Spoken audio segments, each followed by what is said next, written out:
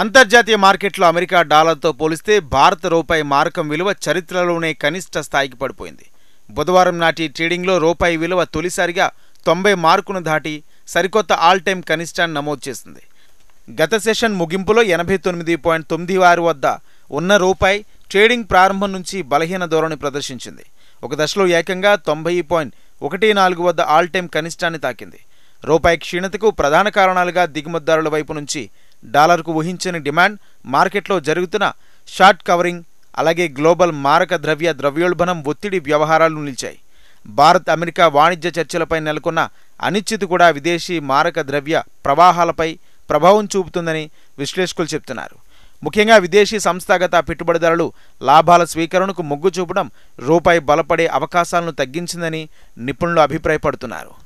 Market వర్గాల అంచనాల ప్రకారం ఇదే ధోరణి కొనసాగితే రూపాయి విలువ 91 మార్కుని చేరే అవకాశం ఉంది. ఈ బలహీనత ఇంకా కొన్ని రోజులే కొనసాగే పరిస్థితి కనిపిస్తుంది. ప్రపంచవ్యాప్తంగా డాలర్ బలపడుతున్న దృష్ట్యా రూపాయి వంటి అభివృద్ధి చెందుతున్న దేశాల కరెన్సీలు ఒత్తిడిని ఎదుర్కొంటున్నాయి. రూపాయి బలహీనతతో పాటు దేశీయ స్టాక్ మార్కెట్లు కూడా అదే రీతిలో దిగజారాయి. బుధవారం ఉదయం నుంచి ప్రతికూల సంకేతాలు కనిపించాయి.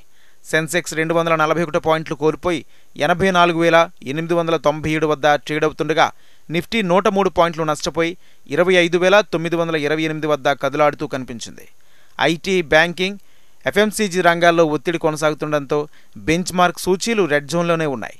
విదేశీ పెట్టుబడిదారులు విక్రయాల మార్కెట్లో అనిశ్చితిని మరింత పెంచుతున్నాయి. సాధారణంగా అమెరికా డాలర్ డిమాండ్ పెరిగినప్పుడు భారత రూపాయి విలువ తగ్గుతోంది. రూపాయి డిమాండ్ పెరిగినప్పుడు డాలర్ విలువ పెరుగుతోంది. దాదాపు అన్ని దేశాల కరెన్సీ ఇలాంటి ఎఫెక్ట్ ఉంటుంది. అంటే ఇంటర్నేషనల్ మార్కెట్లో డాలర్కు డిమాండ్ పెరిగిందనుకోండి, అప్పుడు మన దేశం ఎక్కువ రూపాయలు ఇచ్చి డాలర్లను కొనుక్కుంటుంది. ఎగుమతులు పెరిగినప్పుడు ఆదాయం డాలర్లలో వస్తుంది. ఆ డాలర్లు మన దేశ కంపెనీల యజమానులు రూపాయల్లోకి మార్చుకుంటారు. అప్పుడు మన దగ్గర డాలర్ల నిల్వలు పెరుగుతాయి. రూపాయికి డిమాండ్ పెరుగుతుంది. ఒకవేళ మన దేశ కంపెనీలు దిగుమతులు ఎక్కువగా చేసుకుంటే ఎందుకు మారకం డాలర్ల రూపంలో చెల్లించాలి. కాబట్టి డాలర్కు డిమాండ్ పెరిగి రూపాయి విలువ తగ్గుతుంది. రోజుల్లో రూపాయి పతనం ఆగాలంటే ఆర్బీఐ జోక్యం, అంతర్జాతీయ ఆర్థిక పరిస్థితుల్లో స్థిరత్వం కీలకంగా మారనున్నాయని విశ్లేషకుల అభిప్రాయం.